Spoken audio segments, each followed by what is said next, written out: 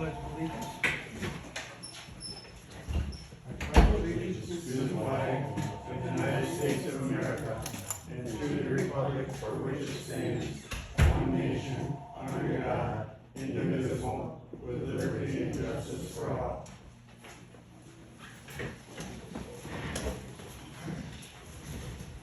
Good morning, everyone.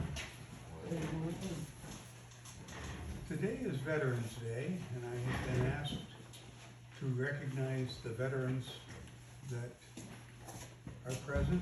And so please stand and so you know, Jim, you had to stand too. Thank you for your service.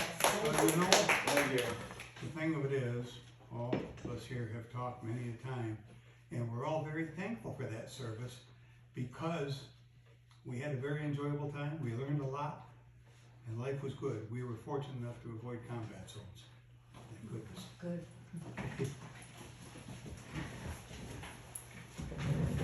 Okay, so now, next would be if you've had a chance to look at the minutes of the last meeting.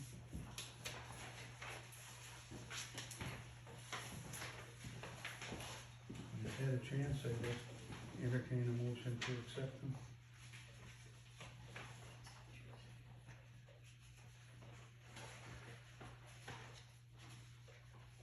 I make a motion to accept this written. Second.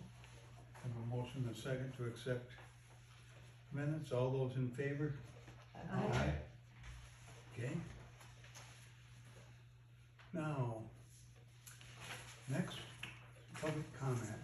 Oh, meeting minutes. Pardon? Meeting minutes. Pardon? Minutes. Approval of the minutes. Yeah. I'm sorry, I bypassed that. Do we have a motion? Motion to accept the meeting minutes. Second. Okay. All those in favor? Aye. Okay. Approve it. Here, yeah. There's a nice comfortable seat up there. Alright. Okay. Okay. Hi there, sir. Please have a seat there. Next. Good morning.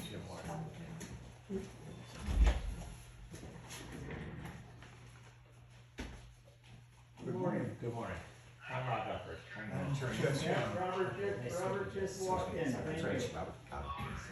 Good morning. Good morning. Yeah, appreciate it. Thank you very much, Gary. Have a good day. Bye. Okay. Next, we have time for public comment.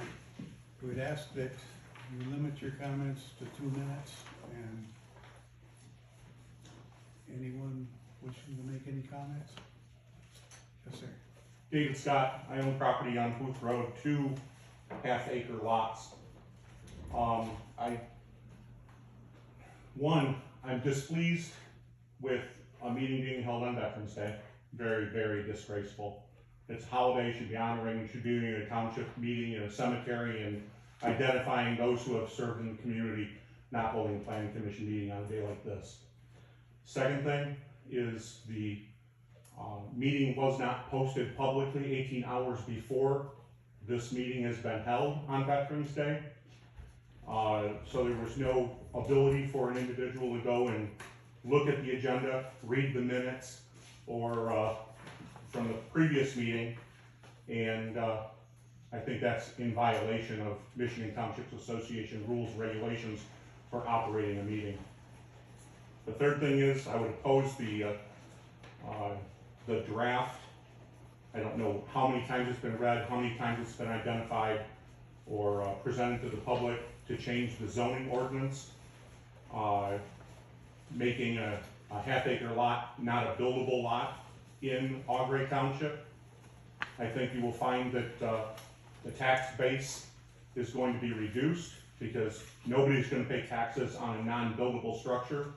And then for a vast number of homes that exist in this small community where there is no density, there is no problem, there is no issue, and I believe that you're trying to address something to do with Airbnbs by creating this zoning ordinance change. You're making non-conforming structures out of the vast majority of homes, at least for my neighbors. So you're gonna create, my home is going to become a grandfathered non-conforming dwelling. And the only people who are gonna make money on that are real estate agents that are gonna start to buy up these non-conforming, less than 1 acre lots. And it's a bad, bad, bad practice, and it's the wrong way to go about this. With that being said, I'd also make concerns that the individual who is a neighbor and a friend of mine that acts as the planning person, issuing permits and approvals, is not a citizen of the United States. And I do believe that that individual, unless he has a visa on file with this township, is not eligible to hold that position. Thank you.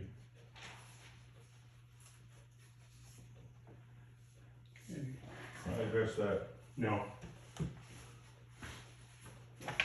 I didn't think you were running the meeting, sir.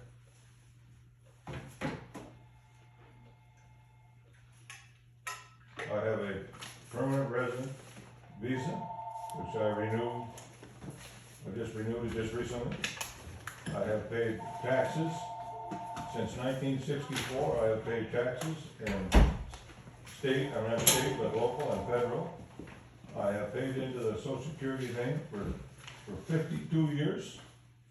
And I maxed out my yearly contribution every one of those years. And now I'm retired. I cannot hold any elected position, but the federal government says I can hold an appointed position. The only place I could vote was, since I've been an adult, was for the UAW, and I never missed an election since 1966. Even after I retired, I've been voting. So I don't know where Dave was coming from, and I am not eligible. And we appreciate your efforts for the township, Thank you. for what you do. Okay. I got a public comment as well, Okay. before we move on, since we're doing public comments. And, yeah, I agree with like the posting of the meeting minutes and like the, just so the announcement of it. It's very, the only reason I know about this is because Michael mails these to me to my home address. Otherwise I wouldn't have known. I took a day off work the last time, and then the meeting was canceled. Yeah, you have them yours, and I'll go make another. Here's the vehicle. Thank you. So yeah, the posting of these meetings, you guys have a website, you can post these things on there. I did, It is posted on the website. Michael, I'm talking to the board, Yes, please. I'm sorry, thank you. Okay, I saw something posted for today or whatever, but there's no meeting minutes or agenda posted. The website hasn't had anything updated since May. You guys presented us this website in July, but there's not been a single update. There's no meeting minutes, there's nothing on there, no ordinance, nothing new since May. Okay, so if you're gonna do, I mean, I'd like to see a better job at doing this, because that's why no one shows up to these, because a lot of people don't know about them. So, that's all I have. Okay, any other comment? Alberta Gates of 1966 South Swanson Road. This was the first I've heard of your new ordinance that you're looking at about the 50-foot. There are properties that have home on, are they grandfathered in then? Yes, They've already got a home on? yes, if there are any ones in violation of that, they have been grandfathered. I mean, we can't go back and tell No, people no, they've but got to tear down their house. there are lots that Point of are order. 50 foot that have homes on them currently within the township. Yeah, I can't, Yeah. Point of order. Public comments is comments, it's not a discussion between the board. You can have a discussion with anyone after the meeting. You can't do it during the meeting. That answered my question. any other comments? Okay. So now, any board comments?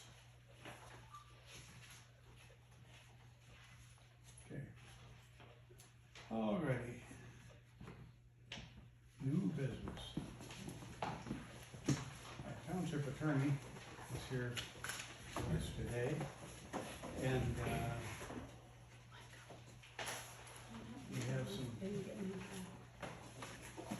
new ordinances. Some ordinances we need to discuss with you.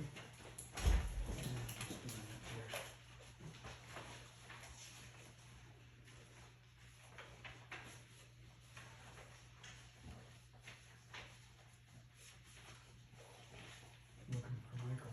He just went in there. Oh, okay. Are these zoning ordinances, or are they regulatory ordinances, or what type of ordinances are they looking at? Basically zoning ordinances. Let's see if there's any comment that's needed there.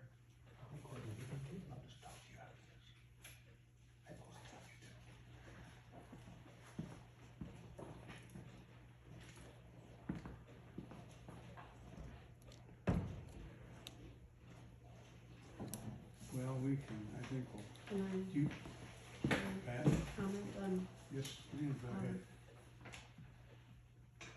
first, the blight, Mr. Eppert, the blight and the, dismantled junk car ordinance, if we could highlight that first. Okay. Okay, Okay, those would be regulatory ordinances, so, all right. correct, and, we have an update on our old one that I had, and I believe you had gotten that also. Yes, Okay. in the 1990s, 91, I think was it. Right, and then the second. Right, and the junk car, and then we have the short-term rental, and I'm sure that you have some insight on that for us. I've definitely been through the mill with short-term rentals on behalf of many townships as well, so. I've not seen your proposed one, but anyway, yeah, I can advise generally on that. If you've got it, is it a proposed ordinance in writing somewhere, do you have that, or? I have a draft that I had made up. I had left a lot of leeway in there, so that everybody can see what other proposals in other townships are. Okay, good. There's going to be a lot that we're going to have to strike, and to update for our township, okay? So, but we'd like your insight on what would be good and what would not be good. Okay, you got a noise one too, So, huh? And this blank should go with your older one. Yeah, those are all the ones that we had up for review at the October 28th meeting that's supposed to cancel today. Okay, all right, so you got blight, noise, and junk car. Mhm. With a sort of a preliminary draft of a short term, all right, I understand the subject matter now, so, all right. Okay. And just a general observation on the blight ordinances is that, it used to be that many of the townships, especially smaller townships, general townships as opposed to charter townships, passed an overall blight ordinance that used to have junk cars tucked inside them. There were a series of appeal decisions from the Court of Appeals throughout, starting in 95, ending in 98, that basically said that violated the title object clause of the state constitution that was passed in 1963. What the title object clause is that your title of the ordinance should dictate what the subject matter that's being dealt with inside that ordinance, and they should relate directly and simply, and as much as possible singularly, so you're not hitting 3 or 4 subjects at one time. So they started to throw out the joint ordinances. In other words, the junk car tucked inside the blight ordinance. It became, from that moment on, most planning commissions, when you're looking to review the ordinances, then started to separate them out, so they didn't suffer a defeat, in the courtroom on a challenge to the constitutionality. So that's why when I read it and I saw it, it didn't surprise me. I've been around before 1990, so I knew the before, I knew the after, and it was not uncommon. So it's wise that you get into it now before you get faced with such a challenge inside the courtroom, and that's why I echoed the effort to redo it and break it out and have it to be its own separate ordinance. The junk car can be, not only should it be a different ordinance, but it can be enforced in different ways and measures. And of course, a lot of these times when you're doing the junk car ordinances, it's on a blight cleanup, where all of a sudden you get your arms around, something that you may not necessarily want, so you have to go through the mechanism of trying to get rid of it. And therefore, the mechanism for dealing with a junk car violation is quite a bit different than a blight ordinance, especially if you have to transfer titles, because you're either gonna scrap it out or sell it to defray the cost of the cleanup in the first place. So those are some of the underlying reasons why you break out the two of them. The noise ordinance, when I read it, I smiled because many townships and many, quite frankly, smaller cities and villages tried the anti-noise ordinance. It's difficult to enforce, and I think that's the primary purpose, or the primary point I wanted to make today. If I had to rate them in any particular order, that's probably the most important one, because you don't want to be planning, as a planning commission, suggesting the adoption of or furthering the adoption of ordinances that you aren't really in a position to be able to enforce. Because then you have a liability on your hands that you really can't deal with, and yet you sort of created the breach to step into by having the ordinance there in the first place. And so noise is difficult because of its subjective nature. You know, what's ugly to one isn't to the other. Well, it's the same threshold with noise. And when does it become noise? Or is it noise at its origin? Or is it only noise as you're within a certain area of it? How do you measure that without a decimeter and a person trained to operate a decimeter? Also, decimeters have not been uniformly allowed in evidence in all the court decisions in the state of Michigan. Some have been tossed, some not. Depends on how long and how much experience and how much training the operator of it has, etc. So they can be sort of problematic, and it's a bit of a quagmire, and it's unsettled right now, and it might not be a good time for the limited budget resources of a small general township in northeastern Michigan to try to take on, because you have no idea how the test cases that get decided in the Court of Appeals and the Supreme Court that I handle a fair amount of the time, how they come from much smaller jurisdictions. And MTA can lend a helping hand relative to maybe filing a friend of the court brief kind of thing, but they're not gonna handle your trial costs. And the trial costs and the appeals costs and fighting something all the way to the Supreme Court I'm telling you, it can get into the tens of thousands of dollars. I had a blight case, just a moderately simple blight case coming out of a township in Oscoda that wound up going all the way to the Supreme Court and set the township back about $75,000 to $80,000 in attorney fees. So you just don't know, you want to turn on the light before you run in the room and hug the first thing that you see, kind of thing, okay? Because you want to know what you get your arms around. And so I'm just saying that in this particular instance, I would give some due consideration on the noise ordinance. I would hate to see you get into that kind of position.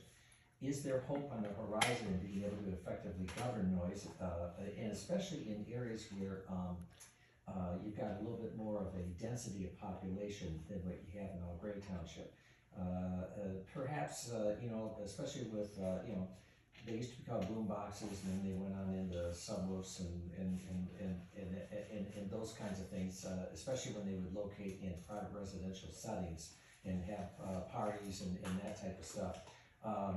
It was always my suggestion that you handle that under a disturbing of the peace kind of scenario rather than affix it all on the fact of noise. Just because of the fact that noise is so hard to document relative to an objective standard. And so a disturbing of the peace, granted, is still subjective in nature, but the difference being is that that has a long history in the court system for being adjudicated as being possible, whereas noise does not. And that's why it's a safer area to go. Plus, it also has a state statute that if you're in violation of it, in the opinion of a usually state trooper, that they can do two things. One, they can jail immediately and take the person and let them bond out, and usually by that time the party's over. And secondly, they can seize all evidence, because a lot of times one party may leave a party of about 50 or 60 people, and you still got 59 there, still ready to go. And so it helps them basically shut down the party. And this is true all over the state of Michigan. This isn't just something in northeastern Michigan. It'd be the same advice I'd be given if we were in some college town. Trust me, when it comes to disturbing the peace and noise issues, etc., they've got them probably more so than anybody else. All right, well, that is my preliminary view here. I've not seen the short-term rental. I would like to see that in as far into its infancy as possible, and here's the reason why. that's been out there now for about 3 years, folks. That's been out there for about 3 years now, and so we're just starting at the very beginning of getting appellate decisions on short-term rental. So far, what we've got clarification in the courts is that, yes, the law that was passed that dealt with it is constitutional. And number two, we've gotten direction that as long as the restraints are, again, that famous legal squish word, reasonable, as long as the regulations are reasonable, then they'll stand behind it and they'll enforce it and make sure that they can be enforced in the future. Most of the municipalities that I've represented that have gone ahead and passed STRs or short-term rentals, the STRs are typically anywhere from 3 to 6 months, and they try to get it so that you don't have a revolving door every single weekend, different parties, etc. And then secondarily, they set up an application process so that you've got a responsible party on the hook, both financially as well as somebody that you can actually deal with while the party's going on, kind of thing. That you can call, you can get them on the line, you can deal with the issue, and especially because some of these are being hawked as sort of a small. It's almost like a small business where weddings are a big deal. Where they have 20, 30 people, so they're not really like a big booming party, but they're not just a husband, wife, typical Americana stereotypical family, a husband, wife, and 2 kids or 3 kids kind of thing either. It's usually in the in-between. And so try to take your regulations and govern what you think is the most likely, not what could possibly happen. And as long as you do that, you should be within those 2 bumpers or guardrails, etc. All right, I know, I'm sorry, that's, I don't know by the word, that should be the encouraging part here this morning, but I just, you need to have an understanding of some of the subject matter, because when it gets through the court system, sometimes it doesn't look anything like what was passed. It's hard to reconcile the two. But in this particular instance, so far, the court has adopted a pretty supportive position on behalf of cities and villages, and therefore the Michigan Municipal League, or the townships, and therefore the Michigan Township Association, in enforcing these.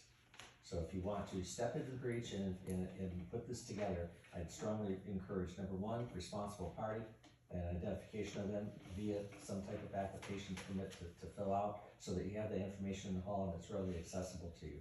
And the second thing is that as far as enforcement goes, making sure that you've had some training from your ZA or your zoning or whoever's going to be enforcing this, and the law enforcement. Because my sneaking suspicion is that on their 3rd or 4th phone call, at the very latest, and maybe even on call number 1, they're going to need to interact. Okay. And when I say police, I don't necessarily mean state police all the time. I mean, the county, quite frankly, in my opinion, usually is quite a bit faster in their response, and can be, I think, a little bit more insightful as to what's appropriate to the area. All right. Anyway, that's all I have for that. Thank you. I have some questions. Of course, I have Right ahead. questions. Okay.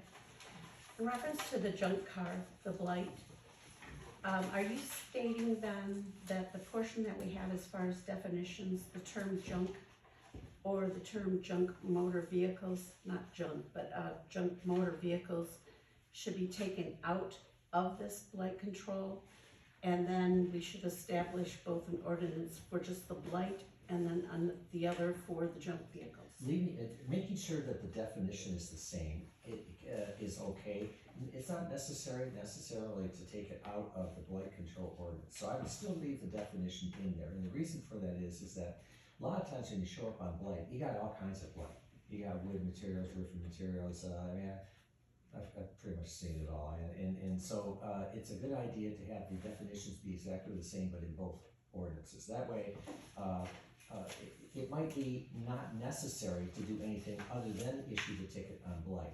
Also, your court system here in Standish with Judge Wolbach is a little bit more geared towards blight and the concept of dealing with it and providing remedies for it. Whereas junk cars, like I said, you have that extra final step where you gotta effect the transfer of title, and there are a couple different Secretary of State regulations that are necessary in order to effect that change of title as well. That turns a small problem into a little bit of a bigger problem, where it could have been just easily resolved by forcing the property owner to take the vehicle and get it out of there, kind of thing.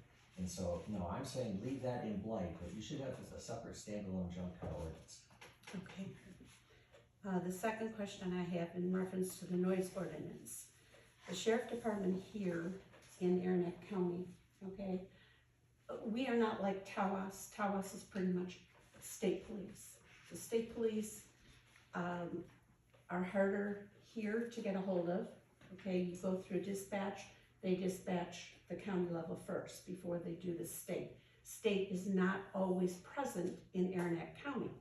So the noise ordinance, the sheriff department will not take care of unless we have an ordinance in place.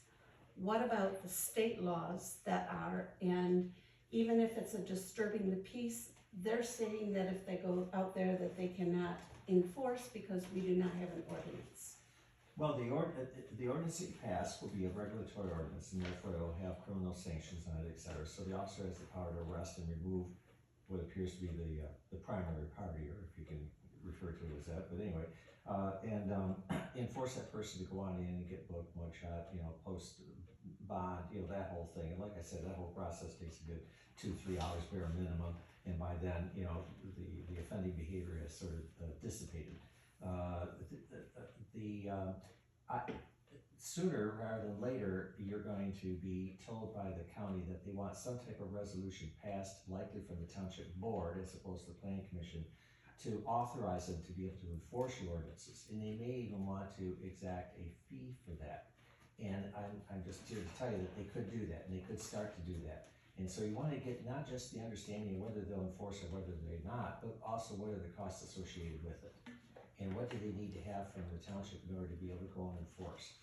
That, the sheriff may know the answers to those questions, might not, might need to go to the county attorney and say, hey, are we okay to enforce this or not? That's where you're gonna hear, no, not unless we have a resolution from the township board to be able to go and do it, and also some understanding for reimbursement costs. The decision to go ahead and enforce it, because it's regulatory in nature, it's nice that it's in front of you, but remember, these three so far that we've talked about, in other words, not the short-term rental, the noise, the junk car, and the blight, those are regulatory ordinances. So the board could even pass those without any input from the planning commission. But it's kind of nice that the planning commission is getting a chance to bite on it and work it over, et cetera. That kind of cohesiveness not only renders a better work product, but it sort of sends a signal, it clearly sends a signal to the legal system that this township's unified in support of enforcing in it, whichever ordinance is in front of it. That makes a big difference for the seriousness that they give to a situation. Are they going to just slap the hands of the let's say the blight violator or the noise violator? Or do they know that the township's taken some pretty aggressive positions here? They've gone ahead and authorized the sheriff to go ahead and enforce. They also are going to be responsible for the financial end of it, so I want to make sure that the township's taken care of when I make my ruling that this person is guilty of this particular offense, and that I want to make sure the township gets reimbursed for its expenses.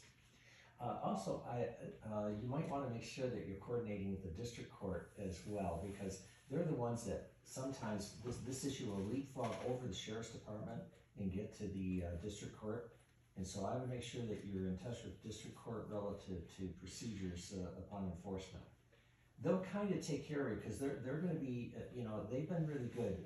They basically have gone to school, I and them together for a long time now, for several decades, as a matter of fact. And they're pretty good about the fact of showing support for the township and making sure of reimbursement for expenses especially. But you got to educate them and let them know, hey, that there are these ordinances. I oftentimes recommend that once you get your ordinances, let's say you have these three and they go through your commission, they go to the board, they get passed, they're adopted. I'm a big fan of taking those three and making sure that the court system gets all three. Now, as your township attorney, I'll make sure that happens. but just in the general, you know, I'm not always gonna be here, et cetera.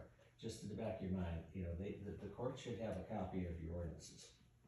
Because they're the law, you know, they're not in the law book sitting down there in the basement of the court building for the judge to reach behind and access, or more likely to get online and access. They're in fact, they're gonna need to have it on hand so they can physically look at it. Can we get the name of the speaker? He's never been introduced. Well, I was at the beginning, but my name's Rob Epper. Your P number? P28841. Any further questions from the board? Yes, I have one question. Well, I've been reading off of yours, you've been really nice about sharing this with me, but I don't wanna walk out of here with his copy, so, is there any way that I can at least I've got the blight, and I've got the, junk car, and I think I have the noise too, if I'm not mistaken. Another one you need? It's the short term. Yep. Thanks, Mike. And like I said, the short term does have a lot of things in it that we can strike. Yes, and that's usually, you get like a potpourri, and yeah, I like this, no, I don't like that kind of thing. But, I wanted it to be said that everybody had the whole thing where they can see what could be and what couldn't be.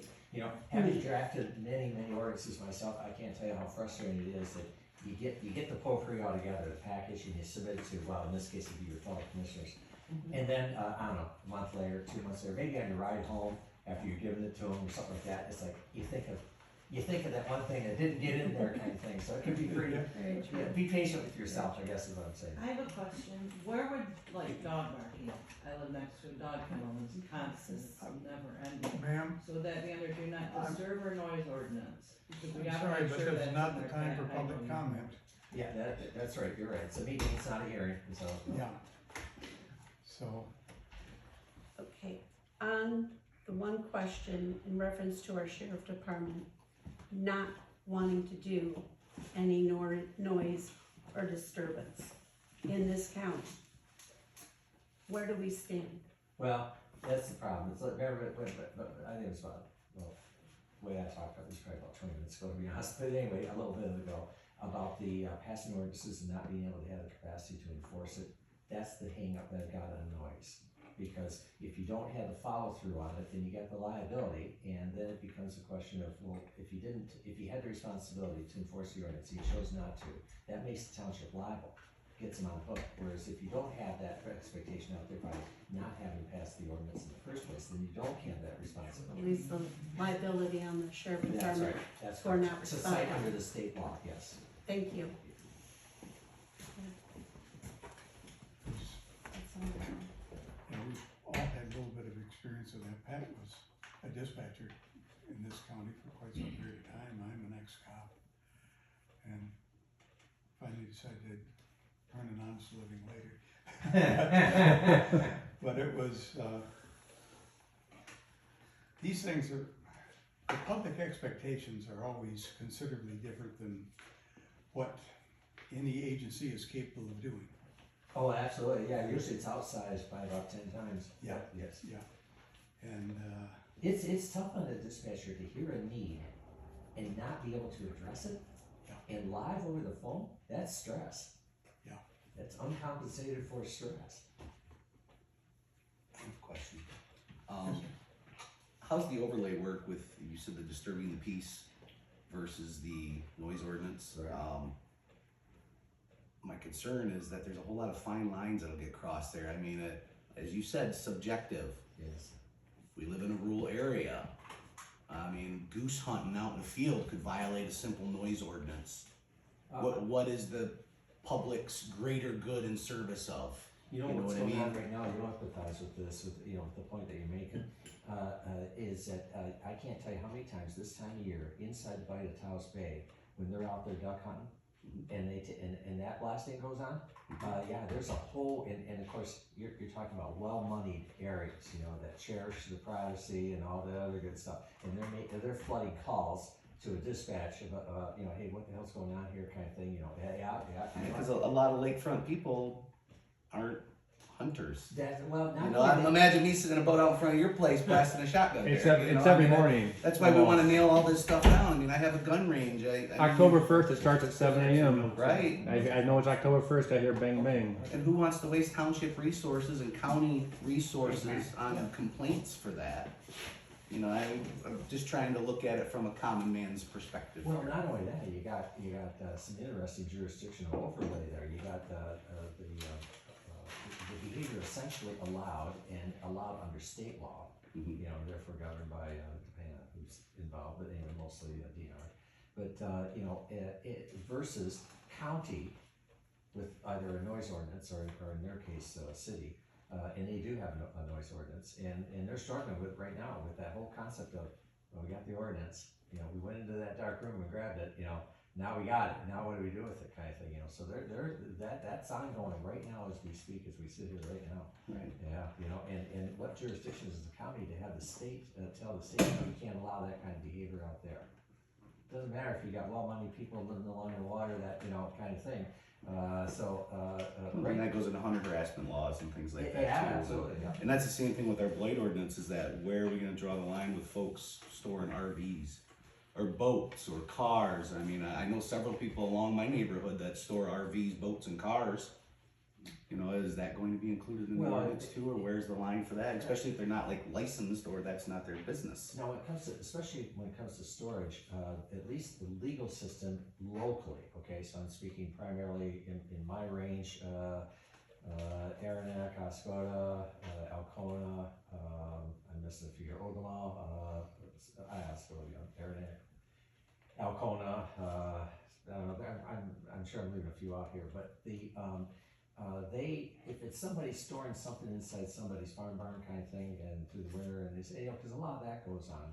Yeah, but storing in a farm barn isn't kind of under the blight ordinance, because that's hidden away Well, that's, in a yard. well, except that the blight isn't site, and it's not the equivalent of site, so it is possible it'd be like, let's say you have a 20 out in the middle of nowhere. In fact, that case I told you that went into the Supreme Court for 70, 80 grand on the blight up in Oscoda, that was a blight that was not viewed for about 12 years. Okay, I didn't realize Yeah, that covered interiors. Yeah, it does.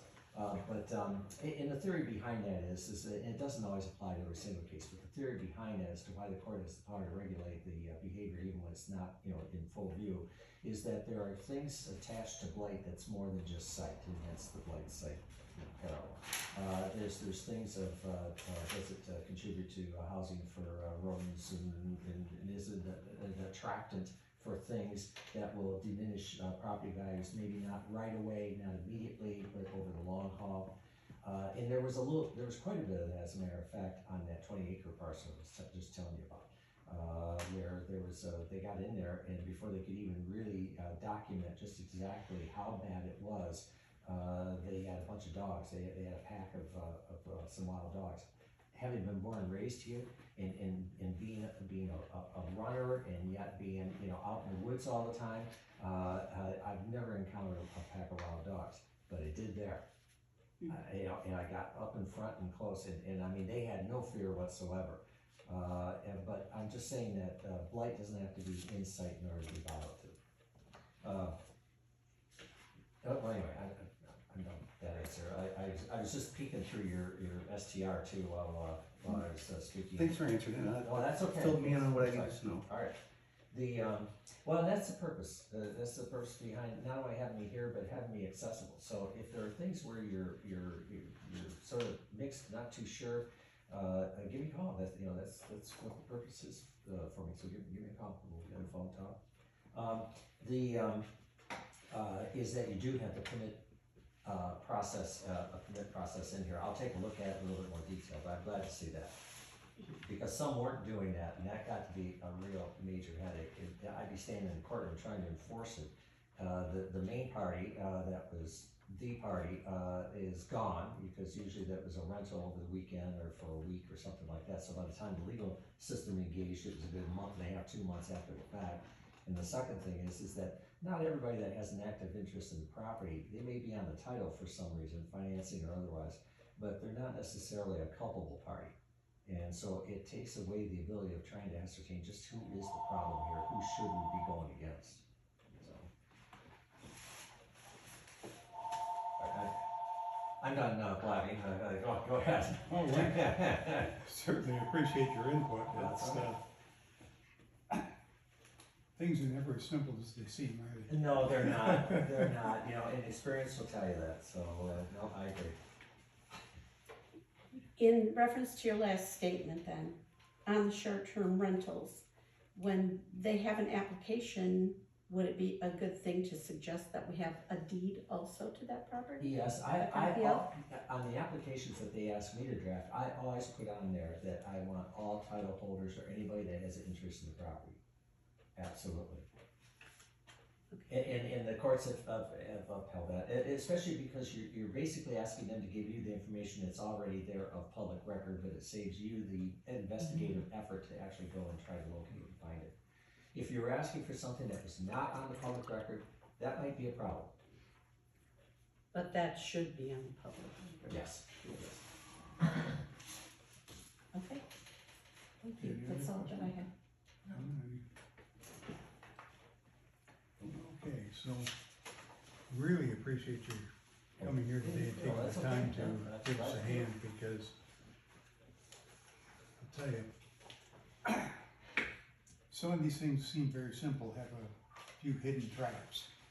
Oh, and tell me, creative legal minds, i.e. attorneys on behalf of clients that are being charged with these, as long as the client has enough money, they'll find the traps. No, it's just, you know, it denigrates my profession a little bit, but that it's the reality, so. You say you I have a have one question? more question. I'm sorry, I do have one or maybe two more questions. That's okay. On our blight control, the new one, which I believe you have in front of you. I just gave it back to her. I have a question for you on section 7. Would this be just a civil infraction, or does it go into a misdemeanor in any way? Your option, as far as whether you want to, it's up to the enforcement officer, and most of the time, that's a decision that's made on, you know, on the sort of on site. But if somebody's gonna cite somebody, they usually, on the ticket, they'll have 3 options. And your 2 primary options are civil infraction and misdemeanor. The other one is sort of, is it a nuisance, is it not, kind of thing. But if it's a repeated violator, or if it's a massive undertaking, like what I was telling you about in the township to the north, then you should proceed on the criminal end of it. But that's, but maybe it's a person that is over the line, you've been after them, they haven't done it, it's not real bad though, maybe we can handle that by way of civil infraction. Okay. And then section 8, I had something here. So in reference to the removal by the township, any expense would be on the expense of the owner of that property, is that correct? Well, Not on the township? the owner will be responsible for it, but it's the township that's gonna be initially out of the pocket on it. And so, and so they usually will do, I'd suggest doing 2 things. One, roll it on the tax rolls. And there's an underlying statute that was passed in 1991 that gives you the authority to do that. And or put a lien on the property. So in case if there's a sale, you know, or even a sale pending perhaps, you'll be recognized at the time of closing. Okay, and those are both Yes. in there? Yeah. Okay, I think that's all on that.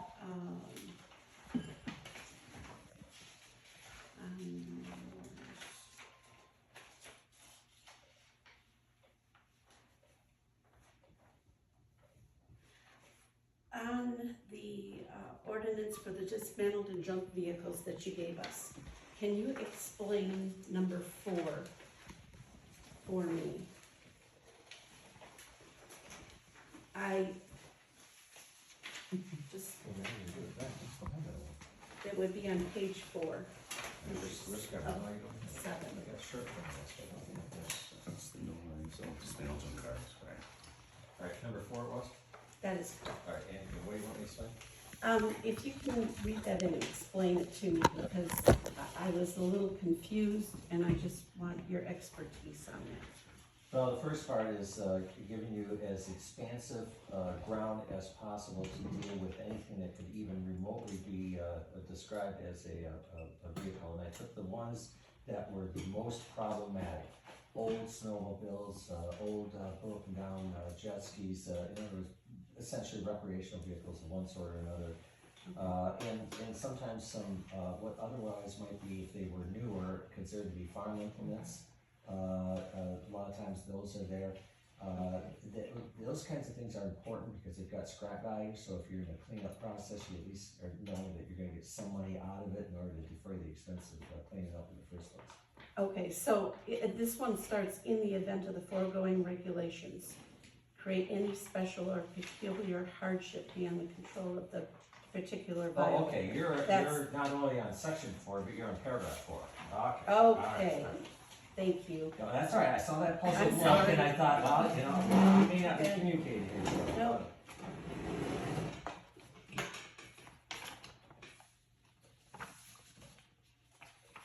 Yeah, that almost, at least 80% of the time, maybe almost always, most of your people are either physically or just not able to conduct the cleanup themselves in order to have a fair shot at it. So two things can occur. They can either hire it done, but usually there are financial means that they can't. Maybe can't afford it or they won't. And that's already been attempted usually about several times before you even get to the point where you're taking action, because you don't jump on these things immediately anyway. Normally you're writing letters first, you're stopping by, you're talking, you're taking pictures, you're trying to exact some kind of voluntary compliance. I mean, essentially speaking, societally speaking, if people didn't voluntarily comply with the law, you'd have mass chaos, okay? So voluntary compliance is absolutely key. And let's assume that that's 95% of the time. You don't want to be doing things that take it down to 85 or 75. You want to, if anything, have that figure be going up. And that only goes up if you have the certainty of enforcement. And so this allows you, especially the latter part, the last 3 or 4 lines of paragraph 4, allows for the ability to, for the township to tap other sources, either of a private nature or not, in order to be able to conduct the cleanup. Okay. All right.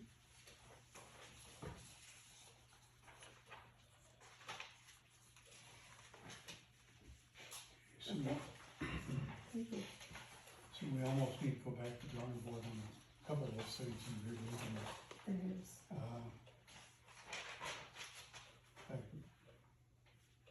Highly doubtful we get through much of that today. Right. So I think what we ought to do is set another meeting to continue this.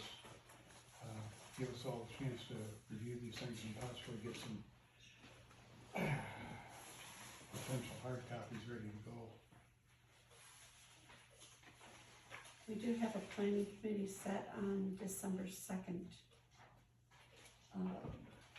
Would that give us enough time to at least possibly do the blight and the junk car I would and say get that? Yeah, I think if we Focus restrict on that. ourselves to those two, That would be great Right, if we yeah. could do that. that Done. acceptable? Mhm. Okay. What was the date? December 2nd at 9 a.m. And then we would do the blight and the junk car and get that. And by then I will have done a pretty detailed read on your short-term rental ordinance. And so I'll get those reduced to comments and give them the money to distribute out, Yeah. to all of you. That's another one we need to Yeah. deal with in the not too distant future, but definitely gonna need your input on that. Yes, I'm hopeful. I mean, I try to remain a Pollyanna despite the number of years I've got into this as a profession. But I try to remain a Pollyanna. I think that the law is going to settle fairly quickly on short-term rental challenges because the rulings are so consistent. You can kind of get feedback. People don't realize that when they appeal something and it goes to the Court of Appeals, you got 23 appellate judges. They sit on these panels, 3 to a panel. And they meet in Detroit, and Grand Rapids, and Lansing, and they don't necessarily, talk to one another, and so you can get opinions that, might be over here on this one, and the next one on the same damn topic matter is over here, which makes it extremely problematic to be sitting here in Albury Township, on November 11th, and try to give you concrete advice to go by, So, Thank you. Thank you. We'll say, well, if it was easy, it wouldn't be fun, right? Yes, right. Okay, You could just, anything, The anti-noise, what are we going to, pardon? anti-noise, what will we be doing with that? the anti-noise and the short-term rental probably be, just tabled at this point until we Yeah, can do these two first yeah, I and think, table the others. Table. is that acceptable? Okay. Alrighty. So I guess that gets us about as far as we really can comfortably go today. Is there any, as far as that noise goes, like we were talking with, distributing peace and everything, is there any, say like case law precedents with that, with like hunting? With it being subjective is what I'm saying, is how could you craft an ordinance? I suppose the way I, more point of fact to ask the question would be, unless engaged in any lawful activity, like the noise ordinance that, you know, Right. stop people from being harassed for shooting a gun or hunting. You know, as long as someone is engaged in some other lawful activity, then it would kind of make that a moot point. Yes, absolutely. It's an absolute defense anyway. Most police officers certainly wouldn't issue on it. They might have, you know, they get dispatched, and so they would have to arrive on scene, you know, but hopefully they would follow the state law. Let's face it, the sentiment in the nationwide as well as statewide, and in all honesty, from what I can see in the annual get-togethers at the MTA, et cetera, the overriding attitude at the local level, all three of those governmental levels are all in favor of that hunting activity. And don't think that the Court of Appeals and Supreme Court justices know two things. One, that those people are voters and are engaged in voters, and they're well-financed voters because they belong to organizations that, you know, put that political muscle to play. And because those are elected positions, yeah, they're going to be supportive of that kind of activity. And I think that that's going to be a trend line that, quite frankly, from today's day, you know, 2024 to for at least the next 10, 15 years, it's going to be that way as well. So the ability to really enforce under those circumstances, I just don't think you're going to see it. I don't think there's going to be much of an appetite for DNR and state police to go running out after dispatched and cite people who are engaged in lawful activity. Right. Okay. So I didn't know, I was looking for more of like a defining line or defining characteristic. Well, there's not, they don't have, you know. Subjective again. Yeah, that's right, and heavily subjective there, because you got two, there's more than just, believe it or not, when you hear noise, you think noise, but there's different types of noise, and there's commercial noise, you know, up and down, let's say 23 with a rolling semi, especially if they're on line along the water or whatever, you know, there's that. And then there's also the percussive nature of especially firearm blast. I think it's more the fear associated with gunshot, you know, more than the sound. I understand that. Yeah. I just didn't want to have something be set up to be worded to, you know, harass someone who's, you know, engaged in something lawful. Just because your neighbor doesn't like guns doesn't mean you have to forgo your Second Amendment right to. That's right. I agree. There's a lot of people that, and where you run into that rub is especially out that some of these owners sometimes are on public property. Mm-hmm. So they've got two rights kind of going on there. You know, certainly the right to engage in the activity, and they have the right to location. In other words, the right to be on that property. Right. And yet, you know, somebody's out there, I don't know, bird watching or whatever. Yeah, there's lots of times when dispatch gets notified that there's an issue out there, and somebody's got to take time off, break off what they were doing or whatever, you know, to get out there. So, you know, it's I'm sure you have, if you're doing dispatch for what, 11 years or whatever it was, 29 years. Yes, sir.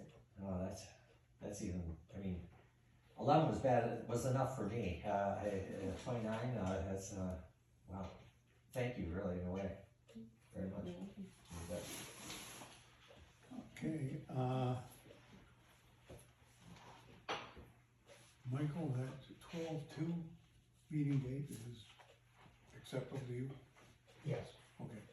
Thanks, President. Okay. With that, Motion to approve the new minutes. yeah. Would entertain a motion to, Motion to approve the new dates for 2025. I make a motion to accept as written. Second. okay, I You would, see it in your packet, Bill? Yeah, I did see it. Said, I just need everybody to say that it is good, those dates are good. Yeah, okay, it's been moved and seconded that we accept those dates for the upcoming meetings, and so all those in favor? Aye. Aye. Opposed? I guess there's nobody left, is there? Okay.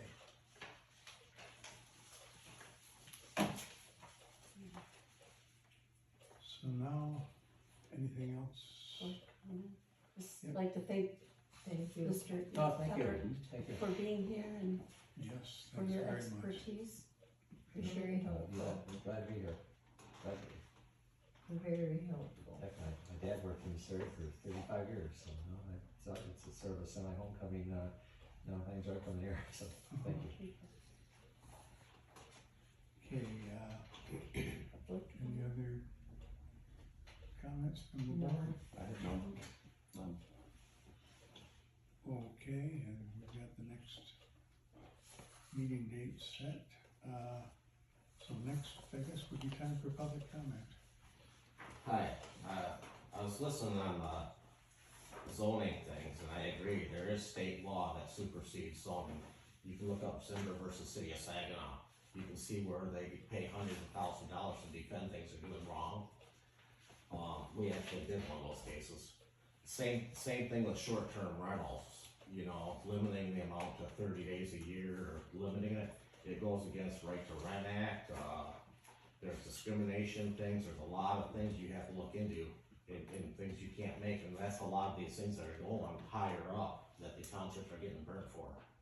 And the state is working on, through Lara, getting a system where they're compiling all the database, so they have all the names of the state, or police can have that record on file, as you probably are aware.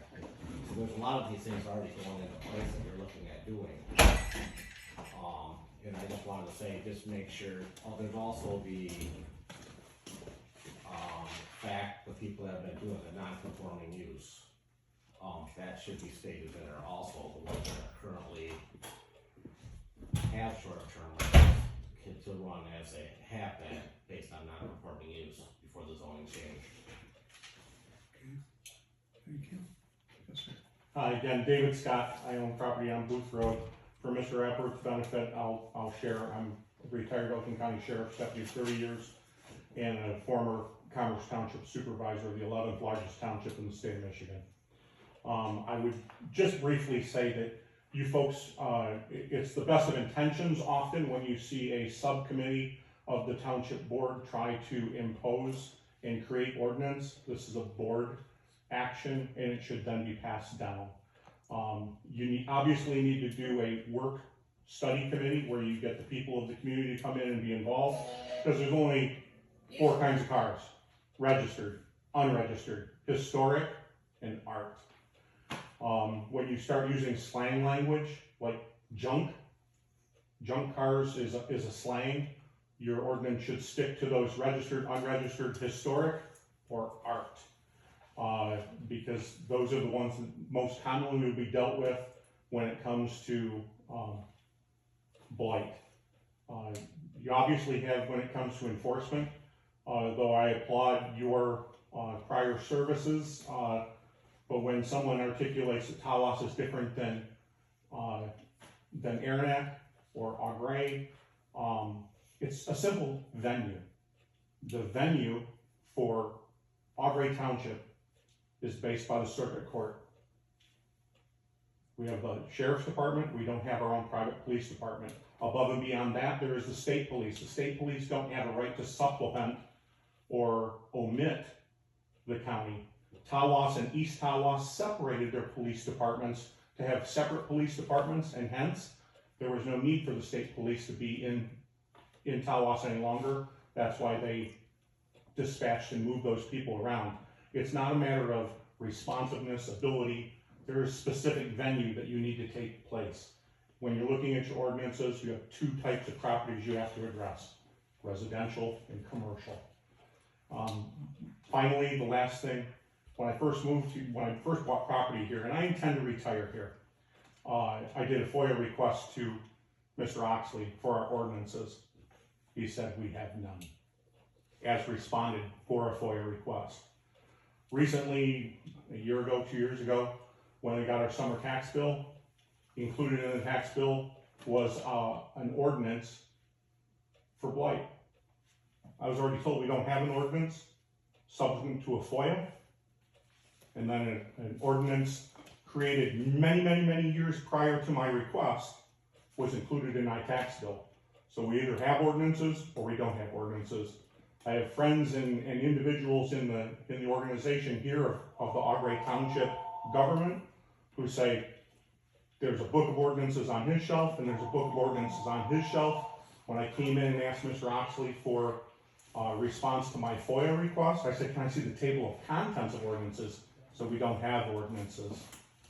So to avoid a big expense of a failure to comply in a FOIA request, I think you should, as opposed to spending tax dollars at the paying for an attorney, not knowing what the municipal attorney gets per hour, or if he's just a blanket retainer, we shouldn't be running up the tax dollars at this level, and we should address it and get everything back in line. Because as it has been addressed in a FOIA request to me, David Scott, there are no ordinances. Thank you. Yes. Hi, my name's Derek. I also have sent many FOIA requests. My first FOIA request to Michael Oxley was asking for the ordinances, all ordinances I asked for, all zoning ordinances and all local ordinances. And he had replied that he had sent them all, and there was not a blight ordinance involved in that whatsoever. So, and I have some FOIA requests that have not been answered as well.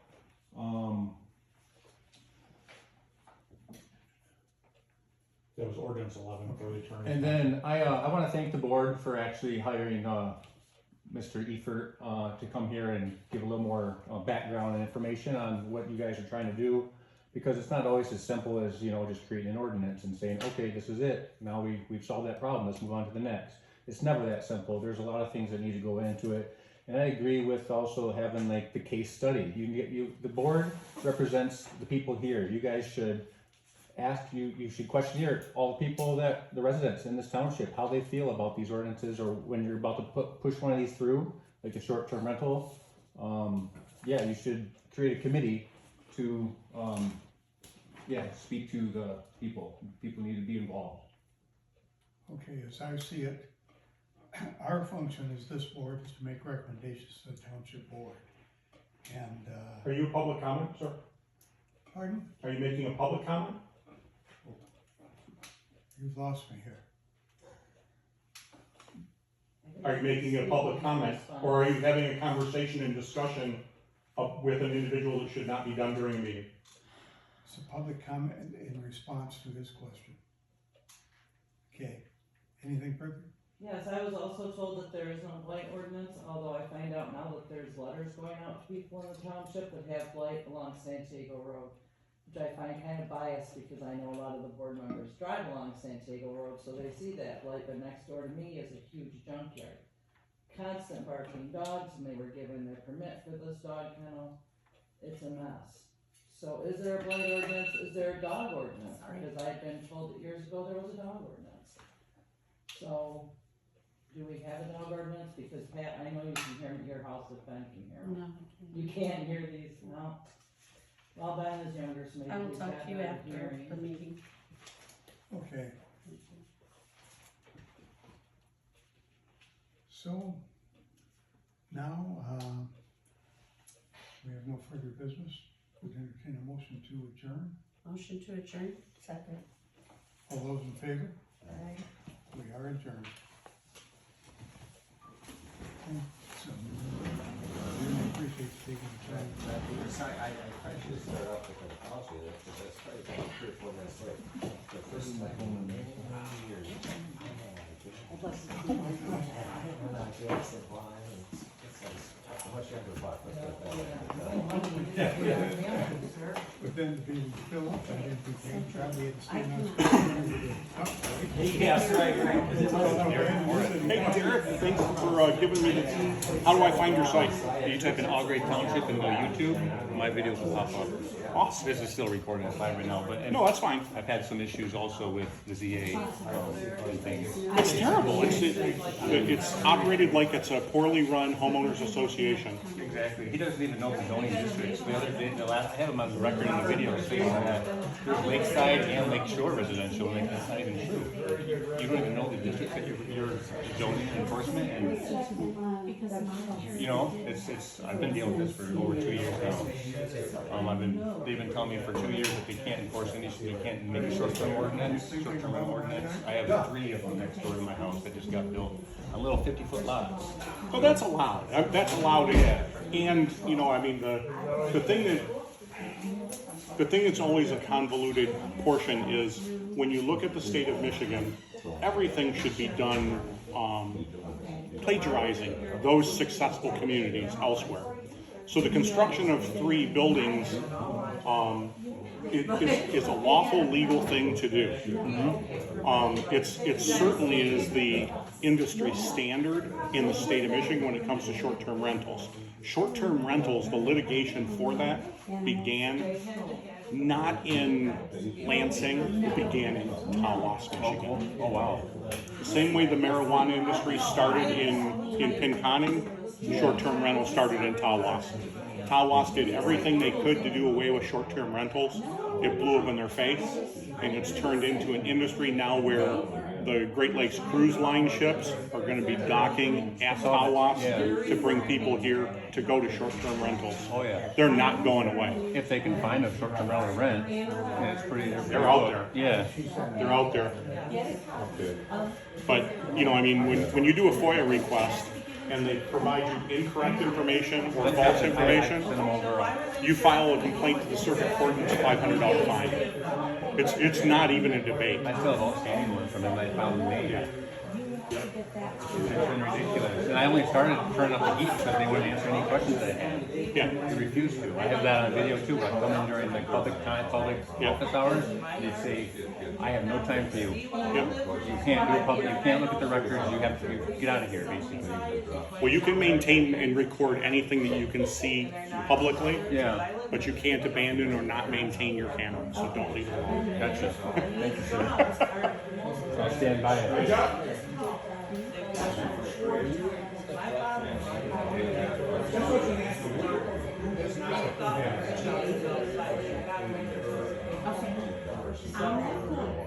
You need to it is not a township matter. It's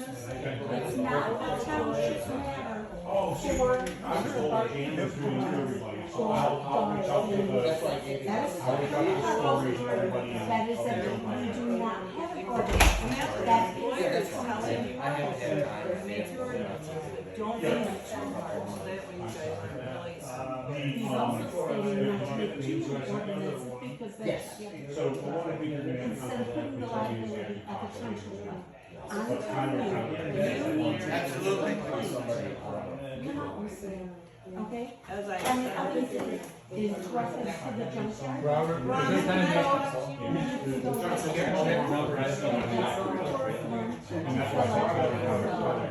okay. Of course. Stay in chat, I got a doctor appointment. I've been waiting on for 2 years of record. fucking months. 9062, that's my cell. I'm gonna call you. Send me a text though, because I live in Meadow. I'm sorry, a horrible fucking service. Even my phone sitting on the windowsill, and now I forget to check it. Okay. Then I'll be moving and I'll text back for a day. Totally. And I go to my dear mother and take my fucking phone. Right. Oh, you're not one of the hunters that does selfies in the woods? Without one of those, I don't need You're out there. I don't care if somebody wants to do me or not. I didn't know that you owned that place. The shooting range. Well, I have one at my house. So you're like not far from me though, I'm right on 60.